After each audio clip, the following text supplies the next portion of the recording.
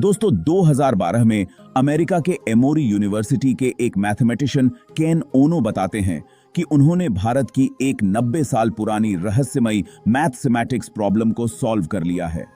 इस प्रॉब्लम में छिपा मैथमेटिक्स फार्मूला ब्लैक होल के व्यवहार के बारे में जानकारी देता है। अब हैरानी की बात तो यह है कि साल 1920 में जब यह फॉर्मूला दुनिया के सामने पहली बार आया था, उस समय ब्लैक होल जैसे किसी भी ऑब्जेक्ट के बारे में कोई भी कल्पना भी नहीं कर सकता था। लेकिन आखिर यह फॉर्मूला दिया किसने था और क्यों? ये 90 साल से दुनिया भर के गणितज्ञों के लिए एक अनसुलझी पहेली बनी हुई थी। दोस्तों 31 जनवरी 1913 का दिन था जब इंग्लैंड की कैम्ब्रिज यूनिवर्सिटी के mathematics professor Godfrey Harold Hardy को एक लेटर रिसीव होता है। हार्डी अपने समय के महान मैथमेटिशियन थे और उन्हें हर दिन कई लेटर्स रिसीव होते थे। लेकिन इस लेटर में पहली नजर में उन्हें कोई स्कैम नजर आ रहा था। इसका रीजन था कि ये लेटर काफी यूनिक तरीके से लिखा गया था। ये इंग्लैंड से बहुत दूर स्थित भारत से आया था और लिखने वाले ने अपनी उम्र मात्र 23 साल की बताई थी और इसमें यह भी मेंशन था कि जिसने भी इसे लिखा है वो काफी गरीब है। पर जैसे ये हार्डी ने 11 पेजेस में लिखे इस लेटर के पन्ने पलटने शुरू किए तो उन्हें मैथमेटिक्स इक्वेशंस एंड थ्योरम्स नजर आए जिन्हें समझना किसी साधारण व्यक्ति बस की बात नहीं थी। इस कारण से अब हार्डी इस लेटर को पढ़ने में इंटरेस्टेड नजर आ रहे थे, क्योंकि लेटर लिखने वाला इंसान बताता है कि वो मद्रास के पोर्ट ट्रस्ट ऑफिस के अकाउंट्स डिपार्टमेंट में काम करता है और उसकी सैलरी सिर्फ 20 रुपये है। उसने कोई भी यूनिवर्सिटी एजुकेशन हासिल नहीं की है। स्कूल छोड़ने के बाद उसने अपना सारा खाली समय मैथमेटिक्स में लगाया है। उस व्यक्ति ने इस लेटर में करीब 120 मैथमेटिकल इक्वेशंस लिखी थी, जिसमें से कुछ तो हार्डी ऑलरेडी फेमस मैथमेटिशियंस के वर्क्स में देख चुके थे। हार्डी का दिमाग इन इक्वेशंस को देखकर बिल्कुल हिल चुका था। वो इस लेटर को अपने कलीगस के साथ शेयर करते हैं और इन मैथमेटिकल इक्वेशंस को गहराई से अध्ययन करने के बाद सभी इस निष्कर्ष पर पहुंचते हैं कि जिसने भी ये लेटर भेजा है वो साधारण इंसान नहीं है।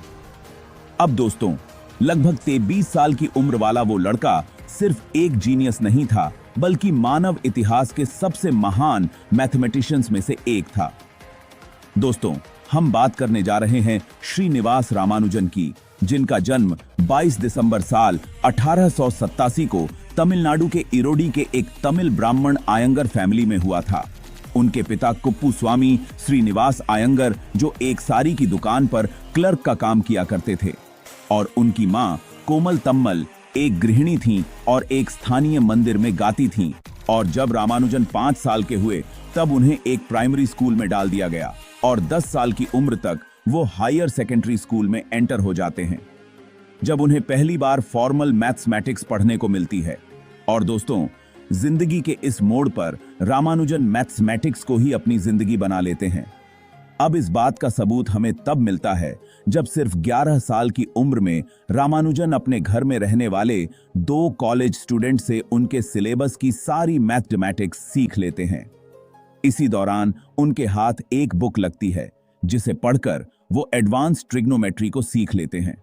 लेकिन वो एक बुक जिसने रामानुजन की जिंदगी को पूरी तरह से बदल दी थी, वो थी जीएस कैर द्वारा लिखी सिनॉप्सिस ऑफ प्योर मैथमेटिक्स, जिसमें मैथमेटिक्स की 5000 से ज्यादा थ्योरम्स का कलेक्शन था। साल 1903 में रामानुजन को यह बुक उनके एक दोस्त ने दी थी। यह बुक एक साधारण 16 साल के बच्चे के लिए बहुत डिफिकल्ट थी, पर रामानुजन ने इसे पढ़ा भी और मास्टर भी कर लिया। अब अपनी स्कूल एजुकेशन पूरी करने के बाद रामानुजन को आगे कॉलेज में पढ़ने के लिए स्कॉलरशिप मिल जाती है। लेकिन कॉलेज के पहले ही साल रामानुजन से यह स्कॉलरशिप छीन ली जाती है, क्योंकि इसका कारण यह था कि मैथमेटिक्स के अलावा वो किसी सब्जेक्ट को पढ़ना ही पसंद नहीं करते थे, जिसके कारण वो बाकी के सारे सब्जेक्ट में फेल हो जाते थे। बाद में रामानुजन मद्रास कॉलेज में एडमिशन लेते हैं, पर एक बार फिर से वही होता है। रामानुजन मैथमेटिक्स के अलावा कोई भी सब्जेक्ट का एग्जाम क्लियर नहीं कर पाते, जिसके बाद रामानुजन मैथमेटिक्स पर अपनी रिसर्च जारी रखते हैं। पर प्रॉब्लम यह थी कि मैथमेटिक्स उनका पैशन तो पूरा कर सकती थी, लेकिन वह बिना किसी जॉब के उनका पेट भर नहीं सकते थे। रामानुजन जॉब की तलाश में लगे गए थे, पर किसी कॉलेज डिग्री ना होने के कारण उन्हें कोई भी जॉब मिल ही नहीं रही थी। कई दिनों में आलम यह होता था कि उन्हें भूखे पेट ही सोना पड़ता था। पर फिर साल 1910 में रामानुजन की जिंदगी एक और मोड़ लेती है जब उनकी मुलाकात वी रामास्वामी अय्यर से होती है, जो इंडियन मैथमेटिकल सोसाइटी के फाउंडर थे। वे एक डेप्यूटी कलेक्टर भी रहे थे और वो रेवेन्यू डिपार्टमेंट में काम करते थे, जिनके पास रामानुजन जॉब मांगने के लिए पहुंचे थे। रामानुजन उन्हें अपनी मैथमेटिक्स की नोटबुक दिखाते हैं, जिसे उन्होंने अपने द्वारा रिसर्च किए हुए फार्मूलों से भर के रखा था। जैसे ही रामास्वामी अय्यर की नजर इन फार्मूलों पर पड़ती है, वो हैरान रह जाते हैं और तुरंत एक लेटर हाथ में पकड़ाकर जाने के लिए कहते हैं। दरअसल रामानुजन की ब्रिलियंस को देखकर रामास्वामी इतने प्रभावित हुए थे कि वो नहीं चाहते थे कि रामानुजन रेवेन्यू डिपार्टमेंट की किसी लो ग्रेड जॉब में फंसे। इसलिए वो उन्हें एक लेटर ऑफ इंट्रोडक्शन के साथ मद्रास जाने को कहते हैं, जहां उनके एक अच्छे दोस्त आर रामाचंद्रा राव रहा करते थे। रामानुजन का वर्क रामाचंद्रा राव को भी सरप्राइज कर देता है और वो उन्हें मद्रास अकाउंटेंट जनरल के ऑफिस में 20 रुपए महीने की एक टेम्पररी जॉब दिला देते हैं। फिर कुछ समय बाद रामानुजन को मद्रास पोर्ट ट्रस्ट में अकाउंटेंट की जॉब मिल जाती है, जहां उन्हें 30 रुपए महीने की सैलरी मिलती है।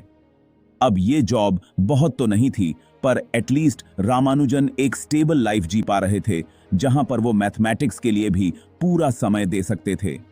लेकिन गॉडफ्री हैरल्ड हार्डी को भेजे गए लेटर ने रामानुजन की किस्मत को पूरी तरह से बदल दिया, क्योंकि हार्डी ने उनके लेटर को न सिर्फ पढ़ा, बल्कि वो रामानुजन के फॉर्मूलाज को देखकर हैरत में भी पड़ गए थे।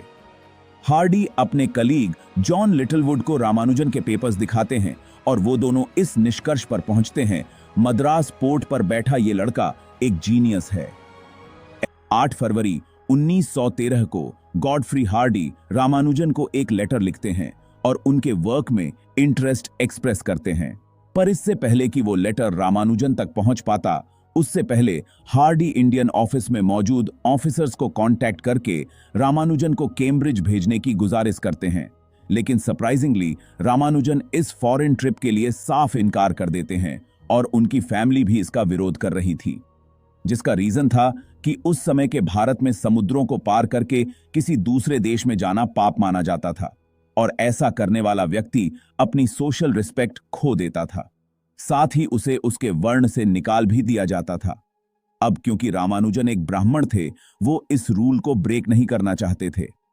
रामानुजन अपने सारे रिसर्च पेपर हार्डी को भेजते हैं, जिसको पढ़ने के बाद हार्डी अपने कॉलीग्स के साथ एक इंपॉर्टेंट डिसीजन पर पहुंचते हैं, और वो ये था कि रामानुजन को 2 साल के लिए यूनिवर्सिटी ऑफ मद्रास में रहकर रिसर्च के लिए 75 रुपए प्रति महीना स्कॉलरशिप दी जाएगी। पर हार्डी ने अभी भी रामानुजन को कैम्ब्रिज बुलाने की कोशिश खत्म नहीं की थी। यूनिवर्सिटी ऑफ मद्रास में मैथमेटिक्स के प्रोफेसर E.H. नेविल हार्डी के कहने पर लगातार कैम्ब्रिज आने के लिए उन्हें मनाने में भी लगे हुए थे। फिर एक दिन ऐसा होता है जिसने रामानुजन के लिए समुद्र पार करके कैम्ब्रिज जाने के रास्ते खोल दिए। कहानी कुछ ऐसी है कि एक दिन रामानुजन की मां के सपने में उनकी कुल देवी आती है और उनकी मां से कहती है कि दूसरे देश जाना और मैथमेटिक्स में बड़ी बड़ी खोज करना ही रामानुजन की जीवन का मकसद है, और वो रामानुजन को ऐसा करने से ना रोके। वैसे आपको बता दूं कि रामानुजन की सफलता में उनकी कुलदेवी का बहुत इंपॉर्टेंट रोल माना जाता है। अब देखो, इधर रामानुजन को अपनी फैमिली की ओर से ग्रीन फ्लैग मिल जाता है, तो दूसरी ओर हार्डी ये कहते हैं कि इंग्लैंड आकर रामानुजन को कोई भी धर्म परिवर्तन नहीं करना होगा। उन्हें वेजिटेरियन फूड और अपना रिलीजियस सेंटिमेंट्स को बनाए रखने के लिए हर सुविधा उपलब्ध कराई जाएगी। जिसके बाद 17 मार्च साल 1914 को रामानुजन शिप में बैठकर मद्रास से लंदन के लिए रवाना हो जाते हैं। करीब 1 महीने के सफर के बाद 14 अप्रैल 1914 को रामानुजन लंदन पहुंचते हैं, जहां नेविल अपने कार के साथ उनका इंतजार कर रहे थे। नेविल रामानुजन को कैम्ब्रिज ले आते हैं, जहां उनकी मुलाकात हार्डी से होती है। पर कैम्ब्रिज पहुंचकर रामानुजन की मुश्किलों का अंत नहीं हुआ था। अब क्योंकि उन्होंने मैथमेटिक्स में कोई फॉर्मल एजुकेशन हासिल नहीं की थी, इसलिए रामानुजन के प्रॉब्लम सॉल्व करने के तौर तरीके बाकी मैथमेटिशियंस से काफी अलग थे और पूरी यूनिवर्सिटी को वॉर हॉस्पिटल बना दिया जाता है। इस दौरान सिचुएशन ऐसे भी बनती है कि यूनिवर्सिटी के राशन पर लिमिट लगा दिया जाती है और रामानुजन के लिए कहीं ऐसे भी दिन गुजरते हैं जब उन्हें पर्याप्त वेजिटेरियन डाइट मिल ही नहीं पाती थी, जिस कारण उन्हें भूखा ही रहना पड़ता है। पर यहां अच्छी बात यही थी कि वॉर के कारण रामानुजन और हार्डी की रिसर्च पर कोई खासा असर नहीं पड़ा था। यह दोनों मैथमेटिक्स की फील्ड में एक से बढ़कर एक नए नए आयाम हासिल कर रहे थे। अगले 5 इयर्स तक इन दोनों ने mathematical analysis, infinite series, continued fraction और नंबर थ्योरी में कई ही सिग्निफिकेंट कॉन्ट्रीब्यूशंस किए। जब रामानुजन नए नए कैम्ब्रिज में आए थे, तब बहुत से ऐसे प्रोफेसर्स थे ना जो उनकी प्रतिभा पर सवाल खड़ा कर देते थे। पर 5 ईयर के इस समय में रामानुजन ने सभी को अपना फैन बना दिया था और दुनिया के सामने खुद को एक जीनियस प्रूव कर दिया था। 2 मार्च 1918 को वो fellow of the royal society में शामिल होने वाले दूसरे इंडियन बन गए। पर रामानुजन यही नहीं रुके। 13 अक्टूबर 1918 को Ramanujan fellow of the Trinity college, Cambridge में शामिल होने वाले पहले इंडियन बन गए। लेकिन तमाम अचीवमेंट्स के बीच आपको जानकर हैरानी होगी, दुनिया के ग्रेटेस्ट मैथमेटिशियंस में अपनी पहचान बना चुके रामानुजन अपनी जिंदगी से खुश नहीं थे। और इसका रीजन था कांस्टेंट इलनेस। रामानुजन ने अपनी पूरी लाइफ ही किसी ना किसी हेल्थ प्रॉब्लम को फेस किया था और अब इंग्लैंड में रहते हुए उन्हें ट्यूबरक्लोसिस हो गया था। उन्हें सीवियर विटामिन डेफिशिएंसी थी और वो सभी से दूर एक स्पेशलाइज्ड हॉस्पिटल में रहने के लिए मजबूर थे। सीवियर इलनेस के बीच रामानुजन साल 1919 में अपने देश वापस लौट जाते हैं, ये सोचकर कि शायद वहां उनकी तबीयत बेहतर होगी। लेकिन अफसोस, करीब 1 साल बाद 26 अप्रैल 1920 को 32 साल की उम्र में रामानुजन की मौत हो जाती है। साल 1994 में जब रामानुजन के मेडिकल रिकॉर्ड्स को एक बार फिर से खंगाला गया, तब यंग को उनकी मौत का एक नया रीजन मिला। डॉक्टर यंग का मानना था कि रामानुजन की मौत ट्यूबरक्लोसिस से नहीं हुई थी, बल्कि उन्हें अमेबिक डिसेंट्री नाम की बीमारी थी, जो उस समय की मद्रास प्रेसिडेंसी में काफी फैली हुई थी। जब रामानुजन मद्रास में रहते थे ना, तब उन्हें ये बीमारी हो चुकी थी, जिसने इंग्लैंड जाने के कुछ सालों बाद असर दिखाना शुरू कर दिया। रामानुजन की वाइफ ने बताया था कि अपने आखिरी दिनों में रामानुजन अपनी रिसर्च में लगातार लगे हुए थे। रामानुजन ने अपनी पूरी जिंदगी मैथमेटिक्स को डेडिकेट कर दी थी और वो ने अपना सारा रिसर्च वर्क 4 बड़ी नोटबुक्स में ही किया था। अब इसका मतलब ये नहीं था कि रामानुजन के थ्योरम्स गलत थे या वो हमारे लिए यूजफुल नहीं थे, बल्कि ये एक पहेली है जिसे हमें सुलझाना होगा और फॉर्चुनेटली इसे सुलझाने की कोशिश भी जारी है। हाल ही के सालों में दुनिया के कई मैथमेटिशियंस ने रामानुजन के थ्योरम्स के प्रूफ खोजने की कोशिश की है और 4000 से भी ज्यादा थ्योरम्स को प्रूफ भी किया जा चुका है। और वैज्ञानिक इस बात से हैरान रह गया है कि कागज पर बिना सर पैर के लिखी वो थ्योरम्स अपने आप में कई बड़े राज छिपाए हुए हैं। इनमें से कई ही राज तो ऐसे हैं जो यूनिवर्स के उन थ्योरीज को बताते हैं जिन्हें खोजने में हमें 100 साल लग गए, और क्या पता कहीं को तो हम खोज भी नहीं पाए हैं। रामानुजन के ऐसा ही एक कारनामा है मॉक थीटा फंक्शन, जो जानते हैं उन्होंने कब दिया था।